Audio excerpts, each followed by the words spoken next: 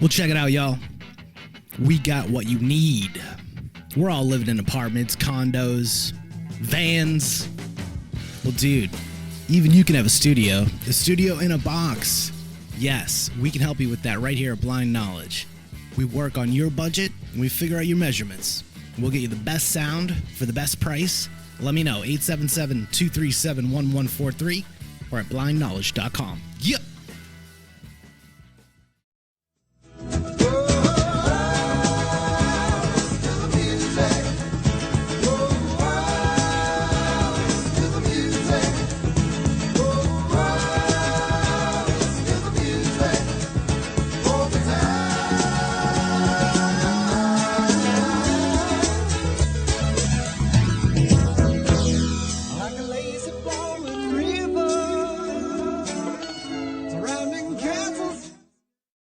Welcome back to Maniacal Music Musings.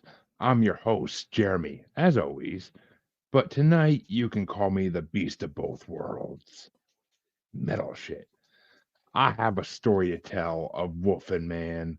Wherever I may roam, there is the struggle within with the god that failed. Fuck him. He is a spirit crusher. It is sad, but true. And it has me bent out of shape. I'm sorry. No, fuck that. I'm not sorry. My co-host, though, or as I call him, my friend of misery, he is a scavenger of human sorrow who believes to forgive is to suffer. He rides a vulture of fire with acid-bleeding eyes, and he is just pure evil. The devilium in his soul will make you bite the pain and hear the voice of the crying soul. He is the unforgiven, and we bear witness. So enter Sandman, Mr. Chancy motherfucking Grife. Hi. 2 in a row, Chancy. 2 in a row. What do you mean? I mean, 2 in a row, yes, but I mean, we got to start keeping a tab on the overall. The over-under on this is pretty good. We should start taking bets like Vegas. Well, future endeavors, Chancy, future endeavors.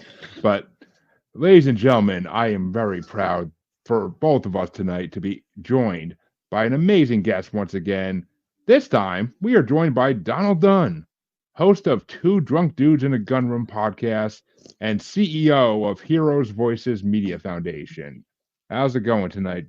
Is Don okay, or do you prefer Donald? Either one's fine. I'm good with either. I've been called a lot worse. Yeah, I mean, me too. So how we doing tonight, Don? Man, I'm doing amazing. You know, I got one more day before I go on vacation, so life's good. Well, lucky you. I don't get I get one damn day off. So, yeah, it's not fun, but we are glad to have you here. And before we get into talking about the music, I'm kind of curious as to what it is the Heroes Voices Media Foundation actually does, because I didn't really have time to look into it tonight.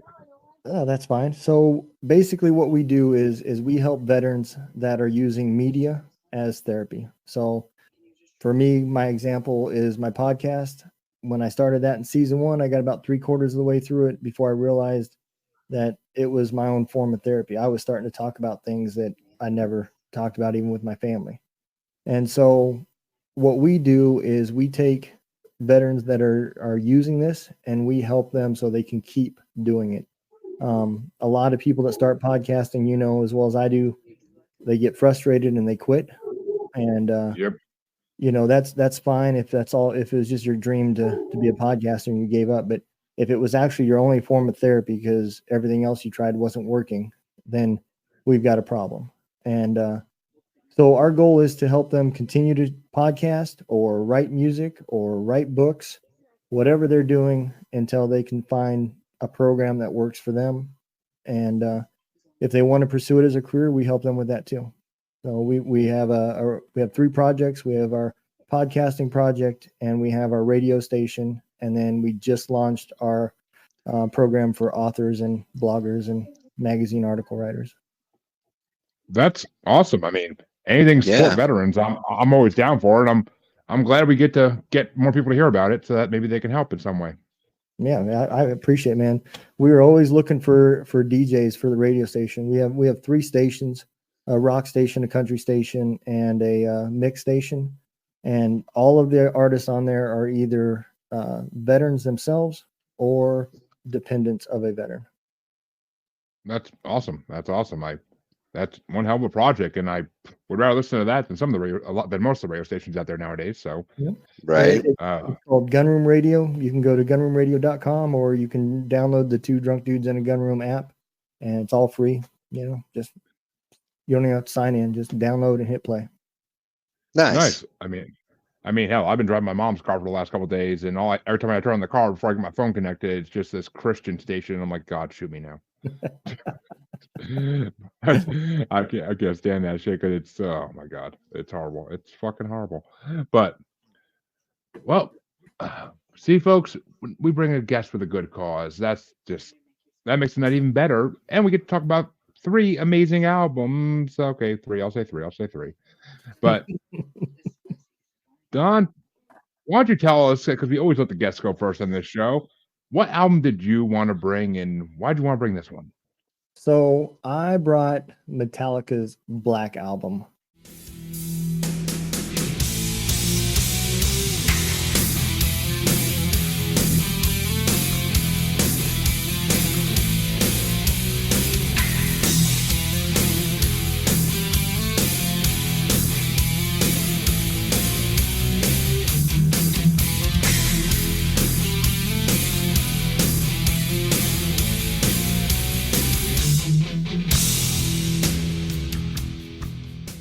I think the biggest reason why I tracked to this is I can remember where I was the first time I heard Inner Sandman. And that's what turned me on to Metallica. I was in Korea. It was my first duty station in the Army. And I remember drinking in the barracks and somebody played that song and I was hooked from there. Well, that's a simple reason, but it's a damn good reason. And I mean, well, Chancy, I'll let you give your review first. Okay. Because I already know it's Metallica. I already know what we're both going to say, basically. But you go ahead. Okay. I do enjoy a good Metallica album, and for me personally, this one really straddled the fence, and there's a lot of reasons why. And normally, I usually go on tirades and tangents about all manner of things. But in this circumstance, I would normally say like, oh, you can tell it's, the first album that they didn't rip off Dave Mustaine from the stuff that he left behind when they kicked him out. But really for me, the thing that gets me the most about the album is you can really tell, even though it's like literally the first recorded, album with Newstead, the new bassist, that they were basically going to be hamstringing themselves. And there were some songs that had hints of a Metallica song to it. It just didn't feel like a Metallica album. And I think looking back, a lot of it does have to do with the fact that there's that. Not only is there like a complete change in tempo, it's like somebody hit the parking brake and turned left, but like the bass, or like, the bass, like almost like in some cases it's almost non-existent.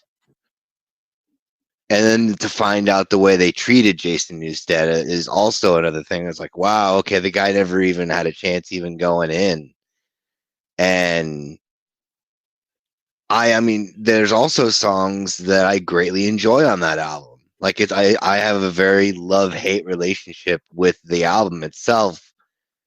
I of course was naturally able to get a top 5, and they were 5 that I truly enjoyed. I obviously left the more popular ones off of the list because they're obvious. Like, Sabatru's a great song. Wherever I May Roam's, that one really felt a lot like a Metallica song, so to speak. But yeah, for me, I mean, it was definitely like from that point forward, they just kind of fell off until they got a hold of Rob Trujillo, and then it's like they came back hard, and it's been good stuff ever since too. But I mean, I'm not going to say I hated it, and I'm also not going to say I loved it. It's a Metallica album. I greatly enjoy the band. I respect the musicians and the art, but it's just this one always kind of made me sad. It almost made me feel like I felt bad for Jason Newsted more so than anything else. Yeah, all right. Well, you shot me in the foot for letting you go first, but okay, thank you. Yeah, that's why I was like, okay, like, here's the great thing about that, though. Here's the great thing about that, though, because we're gonna take that smiley face and bring it back up to the other side where it's high again. Because just like Don, I can remember where I was the first time I heard Enter Sandman, and literally, I mean, different scenarios, freaking completely, but I was a 11th grader in back in 2004, and I was getting a ride home from yearbook after school with this senior who I started hanging out with because he was cool. And we're riding home in his truck, and he freaking just takes a CD out halfway home, puts it in, and I had no idea what CD it was. I was just getting into metal. I wasn't even really fully into metal yet. And I just hear dun dun dun dun dun dun. And I'm like, what is this? And then as it gets heavier and heavier, and I'm just like, I need to hear this whole CD. I'm like, can I borrow this for a night so I can burn it, please? And he's like, yeah, of course. Take it home, burn the CD. The whole bus ride the next week to and from school was just me playing this in my Walkman, like constantly. Like it became my album for easily a couple weeks until I found the next metal album I wanted to devour. This is the album that introduced me to Metallica. This is the album that made me love metal, basically, even more than I already did. It made me fall in love with metal because there is literally only one or two songs on this album I will skip over if they come up with my random Spotify list. But most of the songs on this album, I will be sitting there singing. I will be sitting there singing along with, and if I'm not sitting there singing along with them, then I am just headbanging to the max. It's an amazing album. It's an amazing band. It's one of my favorite albums ever. I freaking love. I love Metallica. I mean, to some degree, I don't love all their albums as much as I love this album, but the Black Album is definitely an amazing album.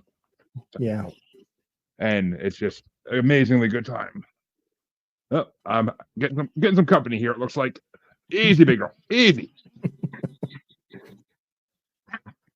Damn that tail. But I mean, it's just Metallica is incredible. And it's funny because before we went on air, when you said Death Magnetic, I'm like, no, we're not talking about Death Magnetic because that's my second favorite Metallica album. But Black Album is definitely always taking first place, and I freaking love Metallica. I love Black Album. It's just an incredible album overall, and top 5 was so freaking easy for this. So freaking easy. It was hard for me not to put every song on the album on my list. So well done, sir.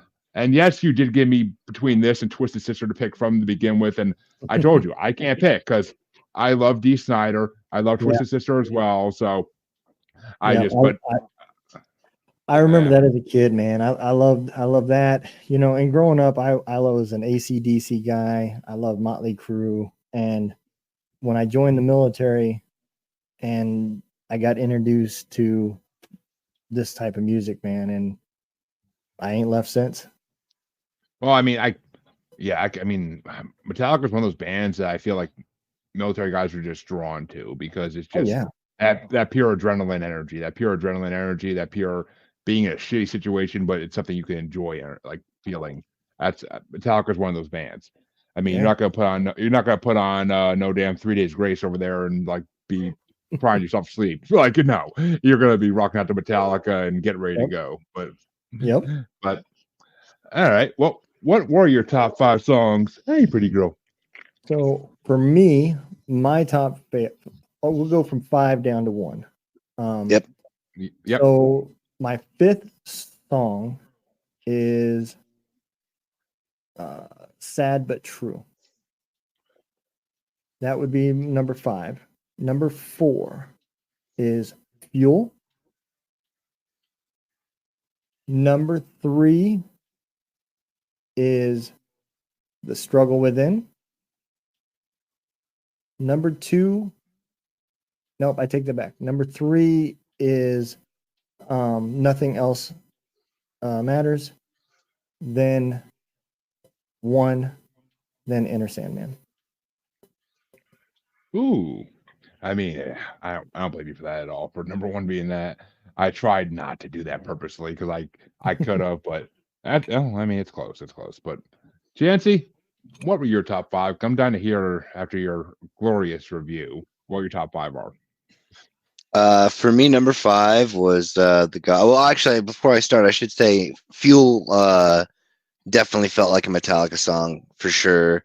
And, 1 is in and of it, like that's a whole separate, it's just separate, like top, it's a whole other tier separate from the rest of everything else. For me, number 5 was The God That Failed. Number 4 was My Friend in Misery. Number 3 was Of Wolf and Man. Number 2 was The Struggle Within. And number 1 was Through the Never.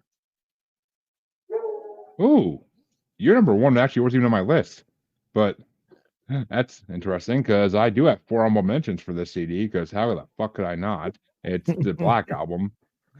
Like, well, my first honorable mention is Sad But True because I mean it's Sad But True is an amazing freaking song.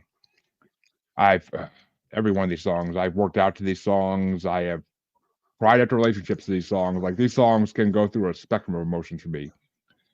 Number 8 was My Friend of Misery because freaking just the bass in that song alone is amazing, and the riffs, the lead riffs too are just incredible. Number 7 is Nothing Else Matters because I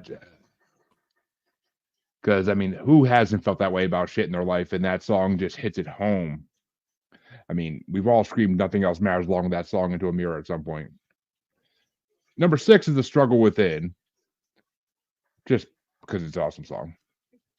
Top 5, though. This is where it got hard. I kept rearranging these. I listened to this CD probably 10 times in the last week because it's a quick listen to get through, and it's just an amazing CD regardless. Number 5 is The Unforgiven because I love every version, every sequel to that song they've done. I love that song. And I mean, that song is about military, if I'm not mistaken. I mean, I always thought it was military or about like maybe firemen. I don't know, but that's what I got out of it always. I will say I do love the third version the best out of all the Unforgiven songs. It's on Death Magnetic. I do love the third one the best. I think they kind of brought it home with that one. But number 4 is The God That Failed because this CD came in my life right when I was questioning my religious upbringing, and I was at the time agnostic. I'm atheist. I mean, I'm now agnostic, but I was an atheist back then because I just hated the idea of religion. So The God That Failed like just stood out to me and stuck with me for a long time. Enter Sandman, I threw it number 3 because it was going to be up there in the top 3. It was going to, but I put it at number 3 because it's actually funny because the head of our yearbook was a homosexual man, and being stupid high schoolers like we were and being very inconsiderate of other people, we used to actually change the middle of the chorus to the guy's name was his last name was Carliner. And it was grip your pillow tight, close your eyes, because Carliner's coming in your bed tonight. And like it was stupid thing high schoolers do. I mean, the last time I saw him 10 years ago, I gave him a big hug because he was an awesome man altogether. And he taught me a lot about life. But it's just something. It was a stupid thing high schoolers do, and it still makes me laugh to this day though, because it's just. I mean, I think we've all been there, man. Yeah, back when we were less accepting kids. But number 2 is Wherever I May Roam because the chorus of that song, along with the riff in it, nomad vagabond, call me what you will. Like I fucking love that shit. Like when you're working out to that shit gets you so hyped up. Yeah. And of course, being a paranormal podcaster, my number 1 could be nothing else than the song about the legend of werewolves / dogmen themselves. Number 1 is A Wolf and Man. Because that song always held a special place in my heart. The wolves howling in the background and everything. Oh, it's just, I love that song. I love A Wolf and Man. It's primal. It makes you feel like the animal we're supposed to be. Like it unleashes that side of men. And I don't know. I loved it. Great album choice, man. I cannot get over that enough. I forgot how much I love this album. It's probably been a good decade and a half since I listened to it all the way through. So, and they are now all on my Spotify like list, which I'm surprised they weren't already, but they now all are, and I will be hearing these over and over again, thank God. So, you awoke a part of me that has been awoken in, God, 20 years about. So, shit, well done. But, Chancy, that means it's time to move on to the CD that you brought technically for a second time, but first time we actually get to talk about it. So I chose the final album. Well, I shouldn't say the final album. It was the last album that they put out while Chuck Schuldiner, the guy that started the band, lead guitar player, lead singer, was still alive. The name of the band is Death. A lot of people, call them the godfathers of death metal, among a couple other of other bands that escape me right now because I'm trying to think of how, this is it. The name of the album is The Sound of Perseverance.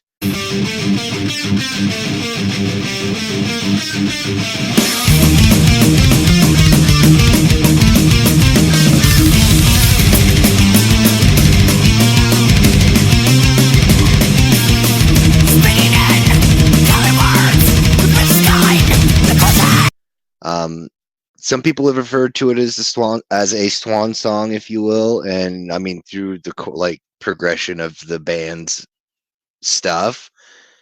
It's like every album always came with new band members because of like sound changes that Chuck was making, and it all kind of comes together. It's really depressing in a way because like this album, it's so good. And then he like shortly found out like after that he had a brain tumor and died in 2001. Like it was just like he was like right at the brass ring and then just couldn't grab it. Like he was right there just at the brink of success. Because the music, I mean, if you go back and listen to all of it, even to the way that he structures songs, he doesn't follow the, verse, chorus, bridge, outro, intro. Like it has like, intro, section, chorus, possibly bridge, solo, section, and the sections are repeated, but the words are different. And the fact that he had other people play, he had other guitar players playing with him and stuff, but the fact that the guy was doing the stuff that he was doing and pumping out those vocals with that, like anytime I ever hear a person tell me, oh, I don't like metal because I can't ever understand what they're saying, I immediately play a Death song because you can almost make out basically 90% of what Chuck's saying at any given time. And just the combination of the guitars, they're one of the first bands that like popularized the D standard tuning where everything's I believe it's a whole step down, and it revolutionized. It made its own genre of music. It it galvanized a whole bunch of guys, and gals, I suppose. I keep forgetting about I Wrestled a Bear Once. They also wouldn't be around if it wasn't for these guys. But yeah, rant over. Well, Don, since it's your first time listening to Death, as you told us earlier, what did you think of Death? I'm going to have to be honest, man. I didn't like it as much as the other album. Please do. The other one that we're going to talk about tonight. There was a few songs on here I did like. The first song that's on the album, Scavenger of a Human Sorrow, I didn't really care for that one. But Story to Tell, I did like. And I did like Voice of the Soul and Painkiller. Those were the three that I found that I really did like. But the other ones, man, they're definitely different than what I'm used to. I think it's like what you said. It's the way he does his music. It doesn't follow, I guess, what I'm accustomed to. Conventional patterns. Yeah. It's funny. You mentioned Scavenger of Human Sorrow. That song is actually about the record label. Oh, really? Yeah. Yeah, he was having a hard time he was going through some rough stuff and like having a tough time with like lineup changes and stuff like that, and they were just harassing him because, you know, like, oh, you owe us an album. Da, da, da, da, da, da, da. So basically they were hovering over him at the worst parts of his life, kind of stuff. It's just scavengers of human sorrow. Well, and maybe I do like it more than I said, because I can completely agree with that statement. And then like, yeah, the labels stuck for the most part. But like Behold the Flesh is and the Power It Holds, that's like basically like a song about passion and addiction. And like just, but it's all, like I said, I could definitely see why it wouldn't be for some people, especially because sometimes it's really hard to keep up with. Yeah. You're listening to you're listening to the crazy shit that he's doing on the guitar, and then you're hearing what the guy has to say. Like, some of that stuff is just, it's poetry. Like the beginning to I believe it's Behold the Flesh. It's, you know, it comes from a place in the depths. Like, it's just, you know, it's just so, it's just, yeah, you're right. It's unconventional. And you are right about one thing though. The way he sings, yeah, if you can't understand him, then you just don't speak English, because everything is very clear. It's not like some of the other metal that I've listened to, where White Zombie. I love White Zombie, but I mean, let's be honest. Sometimes it's a little hard to understand what they're saying. But I love the drummer. I love the guitars. I love the music. Supercharger Heaven was an amazing song. But but I do agree with that statement. I kind of wish some of these other people, because he can sing, and when you can understand the words, you can really tell whether he can sing or if he's hiding behind the music. Yeah, and that's valid. He can definitely sing. Like, and it's funny because there's always these stories, you know, because you got the stereotypical look for a metal person. There's always these stories that he'd come out to concert wearing like a kitten t-shirt and like flip-flops and shorts, and then he'd be like, you know, he'd be talking in between the like on one of the live albums or live DVDs they have, he introduced Scavenger of Human Sorrow, and he's like, our next song is called Scavenger of Human Sorrow, and it doesn't sound anything like whatever comes out of his voice when he busts into it. And you're like, is he have somebody over there just like naming off the songs that they're gonna play, or is that that's actually him? Like, wow, dude, the voice doesn't match. Okay, I'm in. Yeah. He definitely has a different voice when he's singing. That's for sure. I've never heard him talk, but it's definitely not what you would expect. It's definitely not what you'd expect for sure. Like, there's I probably could have picked other albums, and you might have had different feelings about it. Like the very first one, I believe, is called Scream Bloody Gore, and it's like the first. It's like the like, you know, the first death metal album, not the first death metal album, but that's like. Faith Healer is probably one of their better albums, where it's talking about evangelists and stuff, and it's all interesting. It's all crazy. I think that's another thing that messed me up. When you look at the label, you know, the cover art, the name of the band, the name of the album, I was expecting like scream metal, you know, where you couldn't understand anything. And then when he started singing, you're like, whoa, that's not what I was expecting. The name gives you a different impression, I think. Right. Well, I mean, names can be deceiving when it comes to bands. I mean, this one was. I was shocked. I mean, trying to think of an example because I have a shitload of examples, but take Insane Clown Posse. Let's go by me example. You hear that name and what do you think it's gonna be? It's not what you think it's gonna be. I mean, you hear Insane Clown Posse, you almost think it's gonna be like a heavy ass metal band, and it's the opposite. It's a hardcore rap group. I mean, I wouldn't think Insane Clown Posse would be a rap group if I didn't know who they were. Like, I would think they're just a heavy metal band, which would be interesting actually.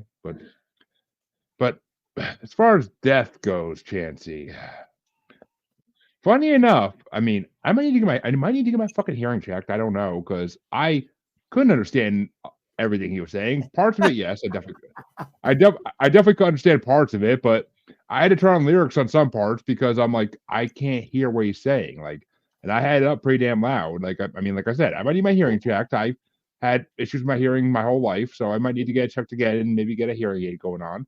But because I mean, I can hear decently, but some bands that you say you can understand the lyrics from, I always can't. So I don't know. Maybe it's my hearing, but I mean, don't get me wrong. The instrumental in this band is freaking on point in every step.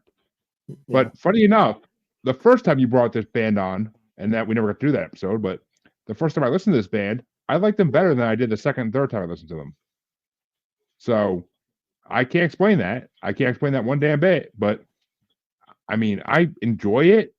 But maybe it's because I heard it before that I wasn't as amazed as I was the first time. So I don't know. I mean, it's still a good band. I mean, you have brought way worse on the show. Don't get me wrong. So, I mean, I would definitely be down to hear other albums they've done. Maybe it's just this one I don't like. I don't know. I'd have to hear the rest. But I would even go as far as to recommend like looking up if you can get good audio quality for like live shows. Because he's one of those rare breeds that sounds just like he's recorded. Like it's I mean, like it's fairly on point as far as that goes. Like there's like, it's funny though, Don, you were saying that one of the songs you liked is Judas Priest cover. Yep. I was like, he was like, oh, I like this song. It's like, man, you picked the Judas Priest cover, man. Come on, you didn't like this song. You just like Judas Priest. No, I mean, I like this song too, but I think the majority of the ones I liked were more powerful instrumental. You know, yeah, the guitars is really going, and I think I kind of agree that I think I like the band more than I did him. Yeah, I mean, just from the look on his face, he looks like kind of a dude I wouldn't really want to hang around with, but but I don't know. But it's so strange because of the fact of him like having so many people that he moved around for sound changes and stuff, that it's like he always put the band over everything, and then that's funny. You're like, you know, I like the band more than I like him, but so did he. Maybe that's why it showed too. You know, yeah, possibly, yeah. But Chancy, what were your top 5 songs? So I'm kind of like dying to hear if I'm on the radar with everybody else on these top 5 for this one. So for me, number 5, I didn't put many. Like I really didn't put any honorable mentions on it, not because there weren't any. I just, you know, I wanted to keep it top 5 since I got top 5s for every other album. I just wanted to keep it fair because there was a lot of albums on this, or a lot of tracks on this album. But number 5 was to forgive is to suffer.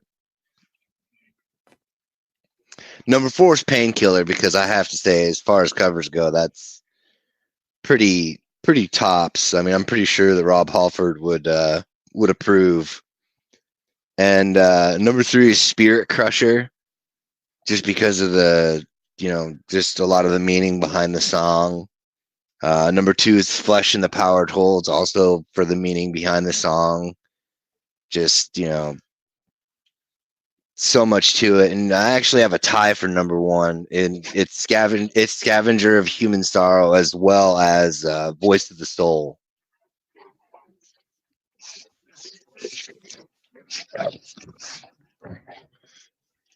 Okay, so I'm sorry. I was getting attacked by mastiffs at that point. But oh, you kissing each other? So cute. But so I know you told. So did you only have the top 3 there, Don, or did you like 5 of them actually? No, that was about it, man. Well, Chancy, don't feel bad because I do have It's all right. paw in the back. Ow. But I do have an honorable mention. Get out of my back. Freaky dogs. And my honorable mention, of course, is Bite the Pain. Because that to me Yeah. sounded like a classic heavy metal song. It really did. But number 5 for me was the opening track, Scavenger of Human Sorrow. Because I like it, but nowhere near as much as the other 4 in this list. Number 4 is Voice of the Soul, though, because that one kind of spoke to me. And I wish I kept my top 5 plus whatever else from the first time I heard this album, just to compare. But I deleted it because I never thought we would do that episode. So, and I don't write them all down in a notebook like you where I can go reference them. It's all a messenger, so I got to delete it. Otherwise, it's going to be buried in 5,000 messages. But number 3 was Spirit Crusher. Because the top 3, all these songs are incredible. The instruments are incredible on them. The lead guitar is incredible on them. And the drums in this band, oh my God. Like, I want to see the drummer live. I really do. But Spirit Crusher was number 3. Number 2 was To Forgive is to Suffer, because I just love the idea of that song. And number 1, just like Don, I love Story to Tell. Story to Tell is an amazing song, and it does feel like there's a story behind it. So, I mean, Death I could take, and it's funny to say that, but I could take Death, and I'll listen to them again. I'll definitely listen to other albums if you bring them on. But I'm definitely bringing more of them on. It's not something I would go out and search for my own, though. That's just the main thing. I mean, maybe if I'm sitting there one day and I can't think of anything else to listen to, then maybe. But I think I have about 20 Gwar albums to go through before I go through any Death albums. So, am I wrong? We'll see. Whichever ones I bring first, though. Well, we'll see. I'm talking about like if I'm just bored one day and I want to listen to music I never heard before, and I put on something of my own. I suppose, yeah. I'm pretty sure I'd go through like 20 Gwar albums before I would go through that, but pretty Gwar close. Speaks to me more. Gwar speaks to me more. So, but well, I think it's time, Chancy. It's that special time of the night, and that means it's time for my album. And see, once again, this has been happening a lot lately. We got challenged with an amazing album by the guest, and it's like the 4th time in a month that this has happened. And I'm just like, God damn it, because what the hell am I gonna bring to go against Metallica's Black Album? Like, it's literally an impossible task almost. And I'm thinking there, Don mentioned a band earlier actually that I almost brought, and I can't think of what it is at this point, but there was a couple more popular brand. I almost it was like Iron Maiden again. Yeah. And I'm like, I couldn't think of who to bring. I really couldn't. I'm like, do I bring another Metallica album? No, I don't want to do that. And I'm just like, all right, you know what? I brought Lordi on the show a bunch of times, but back in after COVID killed the tour of that Lordi was supposed to do for their album Collection, which Collection was the album Lordi did that basically is them going through different music genres throughout history and like making their own versions of the songs. So COVID killed that tour they're supposed to do. It was going to be their first like worldwide tour, which they ended up doing last year. But they decided to make this collection of albums, 7 albums actually, 7 full studio albums they decided to release in a box set basically, with one releasing like every 2 months. That's what they did instead of touring. They recorded this many albums because their lead guitar, Amen, was actually leaving the band after this. So they decided, since he's leaving, that we're going to go through and we're going to make this box set of all these. Each album's going to be from a different era in time. And the album I brought, which this box set is called Lordiversity, Lordi and Diversity together. And the album I bought is set in 1991, and is inspired by Anthrax, Metallica, and Pantera. So I was like, all right, it's time to bring the first part of Lordiversity that I could bring for this one. I already have another guest in mind for one of the other ones that we got to bring back on eventually. But I'm like, since you want to bring Metallica, I'm gonna bring an album that's honoring Metallica and of course Pantera and Anthrax and all the other great bands of the early '90s in this genre. So I'll bring Abracadaver because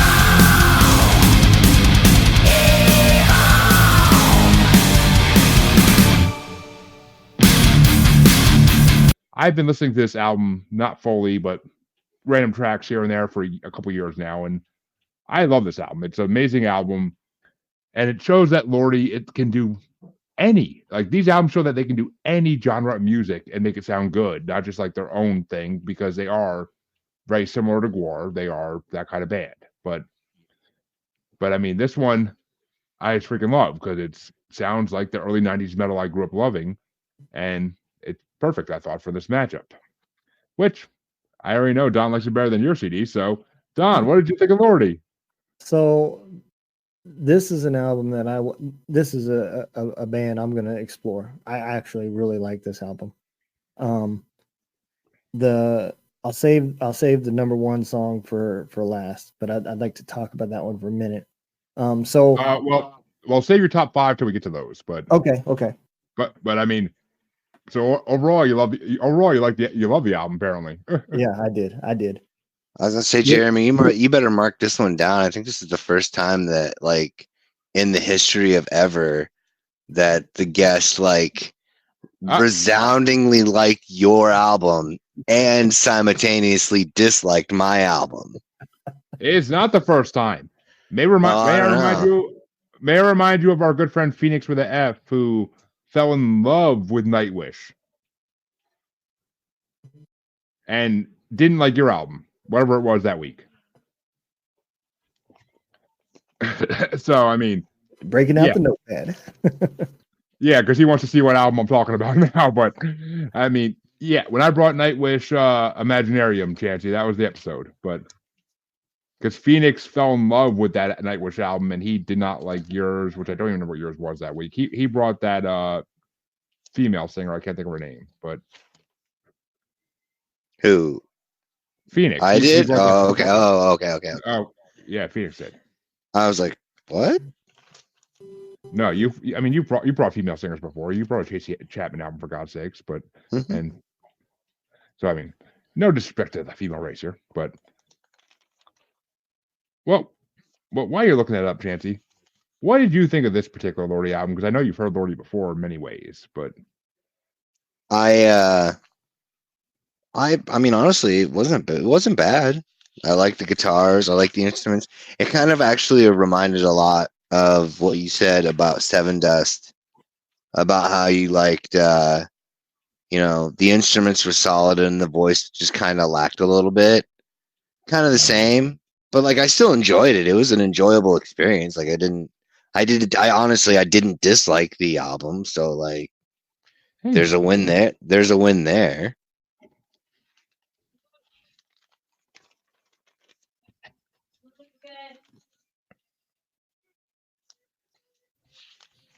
So, I mean, but they stack up to the other Lordi original albums that weren't supposed to be set in a Pacific time era?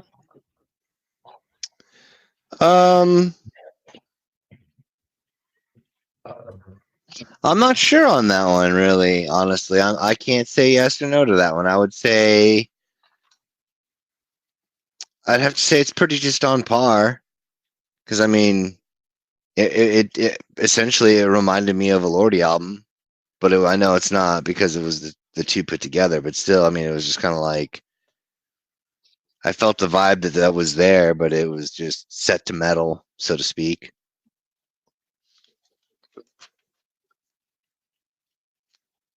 Yeah, I mean, I don't know. I don't, like I said, I don't listen to this album all the way through, but to me, this one just sounds different from every other Lordi album. Like all of them doing this set. I mean, Lordi normally sounds like themselves. Like, I mean, maybe as a huge fan of them, I can say that more than other people can. But to me, Lordi sounds like themselves. I actually just passed one of the episodes where you brought Lordi to Beast or Not to Beast. Oh yeah, well that album, you and Shanna didn't like that album because of the subject matter, but it's still funny though because that's not that one. That's not that one. You're just talking about Lordi, and I was just like, oh hey, look, a Lordi album. But I mean, yeah, I mean, I don't know. I love Abracadaver. It's an amazing album, and of course, I had to have 5 honorable mentions for this one. And the first honorable mention I had was Devilium, because it's just, to me, it was the song that stuck out the least out of the ones I liked, but I still love it.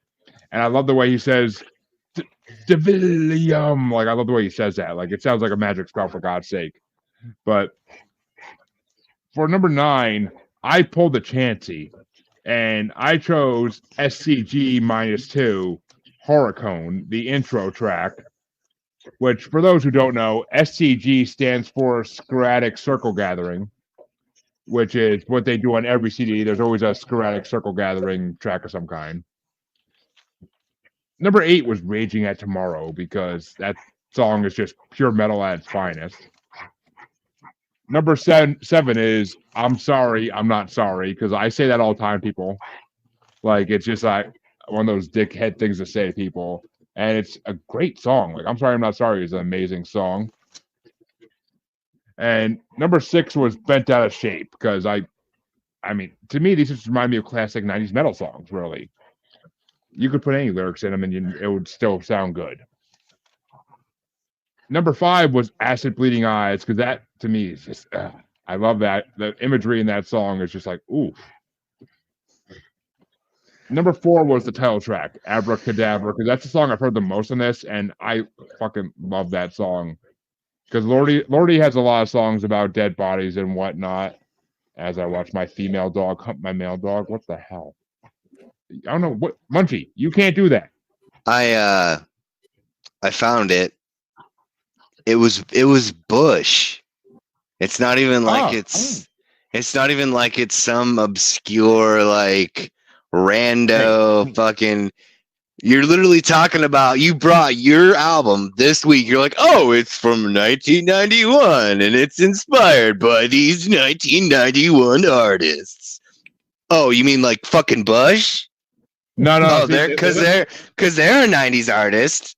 But no. It's not. Oh, but wait, it's not the same. They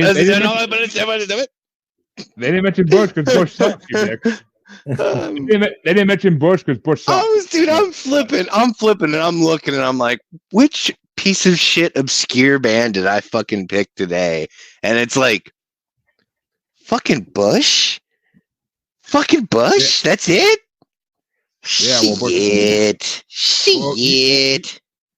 You know my feelings on Bush, dude. You know my feelings on Bush. I mean, but you were saying, go on, continue with your top 100. Top 10, thank you. This I love the fact that Don he's just dying. He's just like, ah, shit. I mean, this isn't the band I brought the last show we did where I had like a top 15 or 16. For real though. But number 4 was Abracadaver, because that's the song I heard the most out of this album. It plays a lot in my freaking Spotify like list, and I just love the way they say Abracadaver, and like the guitar in that freaking track is so on point. the top. Well, okay, 3 and 2 were kind of new to me, and this one, number 1's been my favorite. I've never sung on that. This is album I love forever. But number 3 was "Beast of Both Worlds" because it's just pure metal. I mean, I'm picturing Stranger Things. I'm picturing like all this metal Dungeons and Dragons type shit for that one. And same with number 2, "Vulture of Fire" was the guitar in that one was off the hook. Like I am kind of disappointed that Amen left the band because I loved his guitar work throughout the whole 20 years they've been doing this work, 30 years even. So, and then just on this album, it was solid. Oh, he can do guitar and anything amazing. But and number 1 for me, the best song on this album to me has always been "Evil," because it's just pure heavy metal greatness, and just the way that Mr. Lordi screams "Eve." Like I fucking love that shit. Like that's metal to me. That's metal. That kind of voice, like it's perfect. It's perfect. I mean, better than my voice, obviously, but I mean, "Evil" is an amazing freaking track, and Lordi continues to amaze me every fucking time they do a CD. They always do. Wait till we bring Aaron back on. I bring on the one I want to bring on for him, Chancy. All right, fair enough. But what were your top 5 for Lordi, Don? I'm kind of curious. So number 5 was "Bent Out of Shape." Nice. Number 4 was "Raging at Tomorrow." No. Number 3 was "Abracadaver." Yeah, that ain't bad. And then number 2 is "Acid Bleeding Eyes." Ooh, nice. And then number 1 I listened to this song 3 times. "Evil." No way, dude. Yeah. We have so many on that list that are matched up between the 3 of us, like for real. The riffs at the beginning of that song at the intro was amazing. I loved it. I mean, when Lordi sets off to do something, they set off and do it right. That's the way I've always felt. I mean, Lordi, they've amazed me since I first found them in FYE back in the day, literally by their album cover. Their album cover, I literally is how I found them. And then I just looked it up and it was just started listening to it on the freaking sample track thing, and it was just like, oh my god, this band's amazing. I never listened to Gore at that point, but I found Lordi, and that's all I needed. I kind of wish I found Gore that same day, but it doesn't work out that way. Right. I'm gonna tell you, when I heard "Evil," I thought of Metallica. I mean, that sounded like a Metallica song. So yeah. I mean,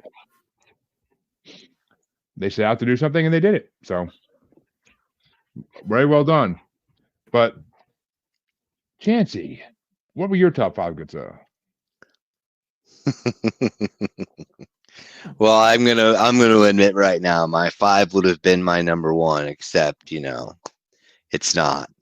Number 5 for me is "Evil." It was so fucking solid, dude. Such a solid fucking song. Yeah. Number 4 for me was "Bent Out of Shape."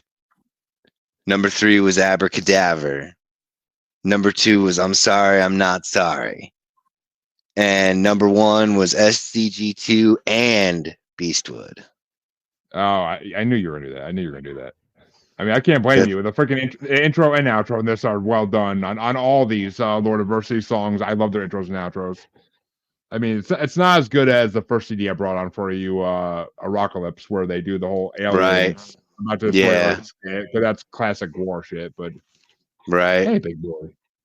Now, I will have to admit, so looking down and going through some of their other albums, I don't know who does their cover art, but they are amazing. Like every Alvin cover is just awesome.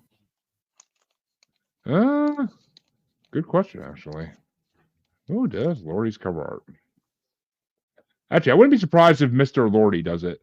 Oh, it's amazing. Yep. Okay. The artwork was designed by Mr. Lordi, and he's been the director of the band's vision since the early '90s. So yeah, it's Mr. Lordi. It's the lead singer. Wow. Because he actually did a movie too back in the late 2000s. He did a movie like a Finnish horror movie, and I I believe it's actually on at least one of the brackets. I have my paranormal show coming up in the future at some point. So that and Cradle of Filth movie they did, but I mean, yeah, I mean, Lordi is they're phenomenal. I mean, they're one of the top selling bands in Finland, which is saying something because Nightwish is right there with them. So I want to see that. I want to see the two of them go together. I really do. Symphonic metal Nightwish with heavy ass metal Lordi would be one hell of a combination. Like I think it would be amazingly beautiful. But if they did it right, but well, I'm happy you like Lordi, Don. I really am because some people I brought it on for, they're like, "What is this?" I mean, but then again, even Michael Colby liked it. So I mean, if Michael Colby likes it, that's setting the fucking bar because he's hard to impress, right, Chancy? I mean, honestly, not really. You just gotta not bring that bullshit Cottonmouth King nonsense to the party, and I think it'd be all right. I don't know. I'm just guessing though. I mean, dude, you sure heard me and him going back and forth in the scripted podcast the other day about Princess Diary or Princess Bride. Oh yeah, I can imagine. It was funny, but well, folks, we want to thank Don for coming on because it's been incredible. And we talked about 3 rockin' fucking albums here. So, well, okay, two rockin' fucking albums and then death, but And an honorable mention. Honorable mention. I like that. Yeah, honorable mention. Chancy is like, shame on you, shame on your family, shame on your cow. Nope. Y'all are entitled to your incorrect ass opinion, and that's just what it is. If y'all don't want to get behind some trendsetters, that's cool, y'all. I mean, hey, they blazed a whole ass trail that got wider and wider every year. Now there's a whole litter of these bands running around, and like Don was saying earlier, man, like there's even death metal bands now where you gotta basically get like a lyrics book or read the lyrics to figure out what the fuck they're saying. Yep. Well, Don, before we head off, why don't you tell them about your podcast and then tell them where they can find your podcast and you and your organization. Okay. So 2 Drunk Dudes in a Gun Room. It came from originally with me and my old first sergeant. We started this in regards just to highlight veterans. There's a bunch of people out there that do PTSD and that type of stuff. We kind of wanted to focus more on the success side of it. People that are doing good. So we started out by bringing our own soldiers that we had while we were on the show. And my buddy owned a gun room. We both like to drink, and he owned a little gun business. So I would help him build guns and do some hydro dipping, and we pretty much lived at the range shooting. So when I suggested, why don't we start a podcast? He said, well, what are we going to call it? And I said, how about 2 Drunk Dudes in a Gun Room? And so episode 1 was literally filmed in his gun room. There's reloaders and shotguns. I think we're banned on TikTok for life. But it was always for the same reason too, for having the shotgun above the door, but whatever. But right. The show is basically about just anybody I find interesting. So I have guests that came on, and I went through a trend where I was coming across veteran musicians that were trying to make a living doing it. And anybody that follows music knows that that's a very tough industry to do, especially when you serve 15, 20 years in the military and you're now 45 trying to start a music career. So the show turned into a radio station. I still do my podcast, but we have a radio station called Gunroom Radio. We have Simplified Country, Ranger, Rockwave, and our Vet Mix. They're all veterans. They're all known, meaning they haven't made it big time in the industry yet. I don't play any of the George Straits and Elvis Presley, and even though they served. And then we also have all of this is wrapped up in our nonprofit called Heroes Voice Media Foundation. And 3 projects is a podcasting project, a book writing, publishing project, and then our radio station.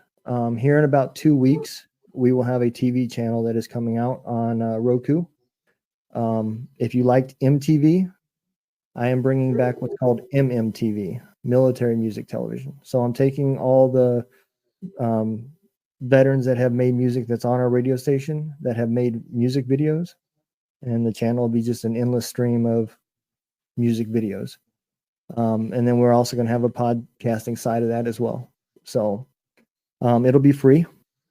All of our stuff is free. There's some stuff you can subscribe to if you want to get rid of the ads or something like that. But other than that, it's free. You don't have to give up any email addresses or any personal information. You just download the app and hit play. We'll never know who you are. It's not about That's cool. It's not about the money. It's about getting these guys known and Right. Getting their name out there. So one day, maybe somebody asks you if they know of any bands that are playing at the VFW, and you can represent a name, and maybe they'll get a gig out of it and get to pay rent one more month. Who knows? Yeah, for sure. We've had some pretty good luck so far. We've had several artists that got found through our radio station and was invited to Zach Brown's Heroes Week, where he takes veterans and they go over music writing and industry type stuff. They were found by a unit or by an organization called Operation Encore. They reached out to me. I put them in contact with the artist, and they were invited down there. So they got to meet a lot more veterans. Those are lifelines. When you meet another veteran that's gone through the same stuff, or maybe knows of a program that you don't know of, those are lifelong lines. You can reach out on Facebook, phone, whatever. I'm having a bad day, and have somebody to talk to that can understand. So that's where we came in. We just network. We're just helping veterans meet veterans. And the big goal, the big goal is one day, and we're in talks with some people now, but we want to create what's called the VMAs. We want the Veteran Music Awards. And I want all these artists that served, that have made it in the industry, I want them to be the hosts of it. And bring in 10 bands, let them play on TV, get some red carpet, some paparazzi going, pop some champagne. Maybe they'll never be the next Garth Brooks or Metallica, but they will be for that day. And it'll be a good experience for them. It'll show them what they're working for and why they're grinding and what they can get to.